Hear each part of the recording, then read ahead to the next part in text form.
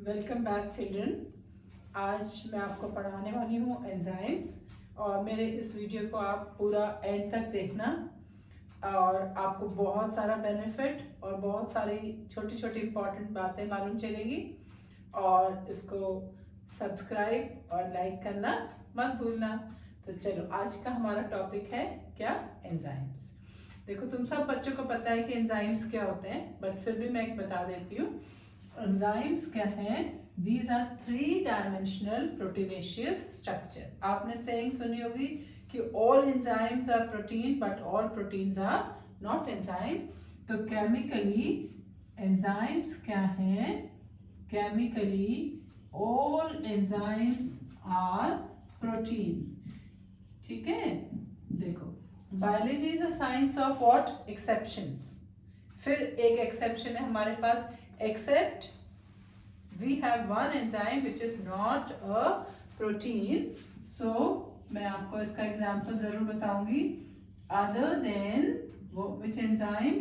This is ribozyme, जो कि क्या है? RNA. Ribosomal RNA से ये enzyme बनता है.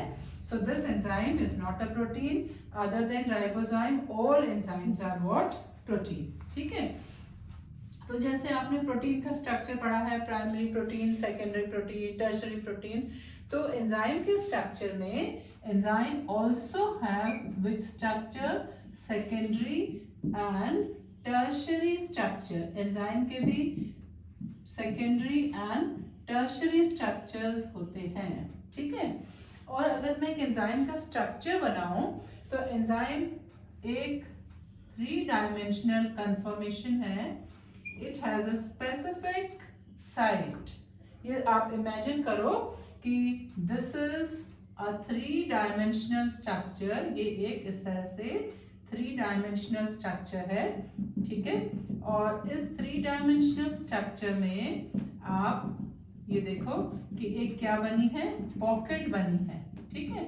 And this pocket is called, this is a pocket like structure, or to this we also call what is activation site.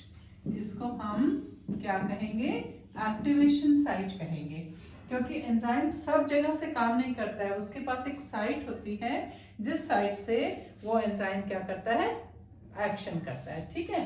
Other than, तो आपने क्या जाना कि एंजाइम है secondary and tertiary structure. Mostly enzyme क्या है? 3 डायमेंशनल स्ट्रक्चर होते हैं, 3D. and this is one just symbolic structure of an enzyme. चलिए, अब एंजाइम्स जो हैं आपके enzymes, they are very sensitive specifically to the temperature. Enzymes get denatured, जैसे प्रोटीन होती है, enzyme get denatured above 40 degree Celsius. But again we have exception. Other than, we have some thermostable enzyme also. जैसे कि we have this is other than thermostable. This is other than thermostable, stable at high temperature. जिसको आप क्या कहते हैं? Thermostable. जिसका मैं आपको एग्जांपल बताऊंगी. टैक पॉलीमरेजेस, ये जो एंजाइम है ये they are stable at high temperature, और इनको हम कहते हैं these are what? Thermostable enzyme. They are stable at even at 80 to 90 degree Celsius. And ये आपको हॉट वेंट्स में मिल जाएंगे even at 100, and they are produced by special kind of bacteria. तो एंजाइम्स क्या है? They are sensitive to temperature. 40 degree Celsius के बाद डीनेचर हो जाएंगे, other then thermostable. And at low temperature enzyme get what? At low temperature, lower temperature पे lower temperature में enzyme get what, inactive हो जाते हैं. That is the reason why we keep our food in refrigerator, so the enzyme secreted by the bacteria they get what, inactivated. ठीक है, चलिए अब हमको क्या पढ़ना है, एक और स्पेशल पॉइंट पढ़ना है टेम्परेचर के बारे में. If you increase temperature by 10 degree Celsius, 10 degree Celsius temperature अगर आप एंजाइम का इंक्रीज करेंगे, और ये मैं इंक्रीज की बात कर रही हूँ with in the range of 40, ये नहीं कि 40 से 50 कर रहे हैं. अगर 20 से आपने 30 कर दिया तो एंजाइम की रेट ऑफ रिएक्शन डबल हो जाएगी. अगर 30 से 20 कर देंगे तो रेट ऑफ रिएक्शन क्या हो जाएगी, हाफ हो जाएगी. ठीक है, सो लोअर टेम्परेचर पे दे becomes inactive, and if you increase the temperature by 10 degree Celsius तो इनकी जो रेट ऑफ रिएक्शन है, rate of reaction becomes what, double. Rate of reaction क्या है, डबल हो जाएगी, but it should be with in the range of what, the 40 degree Celsius. ठीक है, तो हमने क्या पढ़ा कि एंजाइम 3 डायमेंशनल स्ट्रक्चर है. एंजाइम की एक स्पेसिफिक एक्टिव साइट है through which they activate, and all enzymes are protein other than your ribozyme. जब हमने बात करी कि rate of reaction by enzyme, तो एंजाइम की रेट ऑफ रिएक्शन हम कैसे कैलकुलेट करते हैं. There is a simple formula, delta T upon delta T. कितनी टाइम में सबस्ट्रेट प्रोडक्ट में कन्वर्ट हो गया. This is how we take out the rate of reaction, which is very simple rate of simple method. चलिए अब जब हमने rate की बात करी, रेट ऑफ रिएक्शन, तो कौन से एंजाइम हमारे जो है बहुत फास्ट रेट ऑफ रिएक्शन करते हैं और कौन से एंजाइम हमारे, there are certain enzyme which are slow. So we only have to talk about the enzyme which are very fast in reaction. I give you a very important example. There is an enzyme, you may be aware of it, that is carbonic anhydrase. Carbonic anhydrase is one enzyme which catalyzes the reaction of carbon dioxide with water, and it's a reversible reaction. In the presence of this enzyme, it forms carbonic acid. This reaction you must have studied during transport of carbon dioxide by blood. ठीक है, further इसका catalyzation होता है, it converts into H ion plus HCO3 ion. तो ये आपका rate of, this is what reaction. अब मुझे आपको क्या बताना है कि ये जो एंजाइम है, within 1 second it catalyzes 6 lakh reaction per second.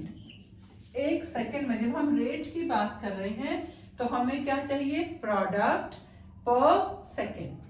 ठीक है, जो भी आप यूनिट टाइम का लेंगे, तो this is such fast reaction this enzyme catalyse. और यही रिएक्शन अगर इस एंजाइम के बिना होगी, this is the reaction which occurs in the presence of enzyme, and the same reaction without enzyme only 200 molecules of carbonic acid will be obtained in I should write per second. ठीक है, per second without enzyme. अगर आप देखो enzyme के बिना, this is without enzyme. ठीक है, ये जो आपकी रिएक्शन है, this is with enzyme, और ये रिएक्शन है आपकी विदाउट एंजाइम, एंजाइम के एब्सेंस में आपको 1 सेकेंड में सिर्फ 200 मॉलिक्यूल मिलेंगे, जबकि एंजाइम की प्रेजेंस में आपको you can get these many molecules of carbonic anhydrase. So देखो हमने इस रिएक्शन को पढ़ के क्या सीखा कि एंजाइम क्या करते हैं, रेट ऑफ रिएक्शन को एनहेंस कर देते हैं मेनी टाइम्स।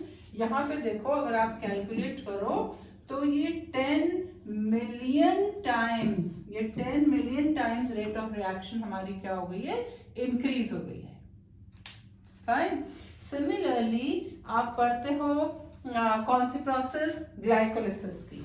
ग्लाइकोलिसिस आपने रिएक्शन पढ़ी है रेस्पिरेशन में।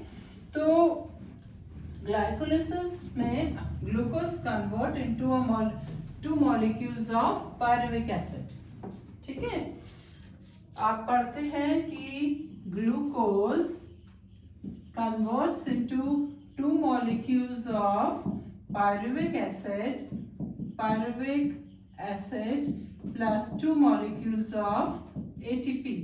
और इस पूरी रिएक्शन में हमारे पास 10 enzymes यूज होते हैं, and this is the first step of what, respiration। So the idea of telling these two examples are कि how important are enzyme for metabolic reactions in the body। Fine। तो मैंने आपको क्या पढ़ाया कि enzymes क्या हैं। enzymes are protein, enzyme are 3-dimensional structure, enzyme convert the substrate into the product within a given time, enzymes are sensitive to temperature, enzymes enhance the rate of reaction by giving an example of carbonic anhydrase। Enzymes are involved in all metabolic reactions. For example, the conversion of glucose into pyruvic acid require 10 enzymes। Fine. I hope you have understood. Thank you.